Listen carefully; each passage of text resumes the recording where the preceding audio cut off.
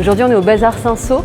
C'est la 6e édition de l'événement annuel du réseau des tiers-lieux des Hauts-de-France qui s'appelle En compagnie des tiers-lieux. Cette année, on est sur le foncier, qui est plutôt un sujet assez important pour les lieux. De cette thématique sont nées plusieurs problématiques qui sont traitées à travers des conférences ou des regards croisés.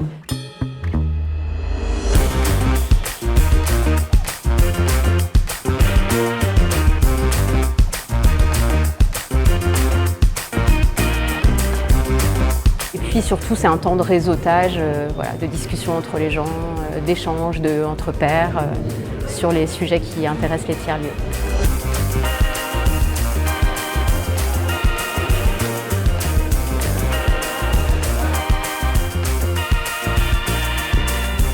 Moi je suis venu parce que le sujet du foncier m'intéresse, parce que c'est un vrai enjeu pour les tiers-lieux de savoir dans quoi à un moment on peut s'installer, est-ce que c'est de la location, est-ce qu'on ne devient pas propriétaire, jusqu'où l'un et l'autre, la propriété ou la location nous permet d'investir les lieux, et je pense que c'est à ça qu'on réfléchit aujourd'hui.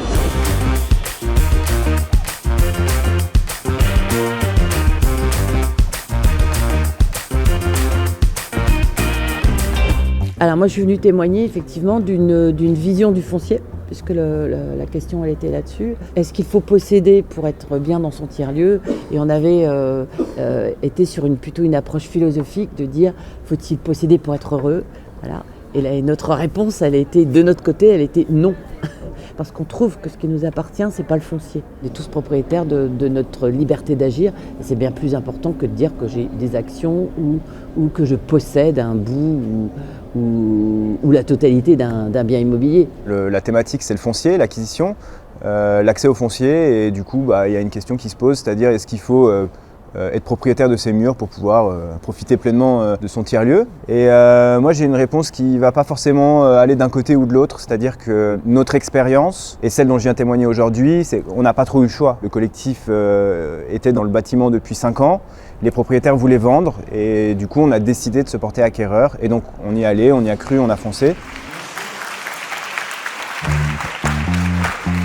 Cette année, on a une 50aine de tiers-lieux et de partenaires qui ont joué le jeu d'imaginer la programmation avec nous. On a aussi une petite série de parcours de visite qui est toujours assez attendue.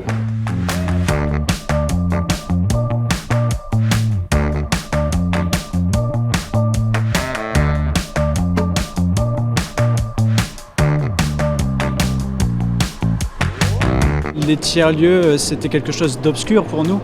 Et finalement, ça nous a poussé à ouvrir les portes des tiers-lieux et comprendre ce qu'ils sont. Franchement, si j'ai un seul mot à retenir de ce qu'est un tiers-lieu, c'est inspirant.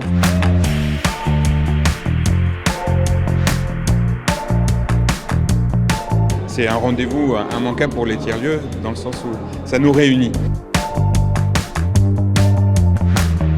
On a un intérêt entre tiers-lieux à se rencontrer et au-delà des contingences de région. Avoir des connexions avec d'autres, ça redonne de l'ouverture, ça redonne de l'air. C'est-à-dire que la finalité, en réalité, c'est même pas tellement de racheter, mais c'est vraiment ce qu'on va parcourir et c'est vraiment les instants qu'on va partager avec les gens. C'est possible. Il suffit de se dire on y va et après, c'est tout un tas d'épreuves, de questionnements. Il faut trouver les réponses. Mais à partir du moment où le chemin est agréable, il n'y a aucune raison de ne pas le faire.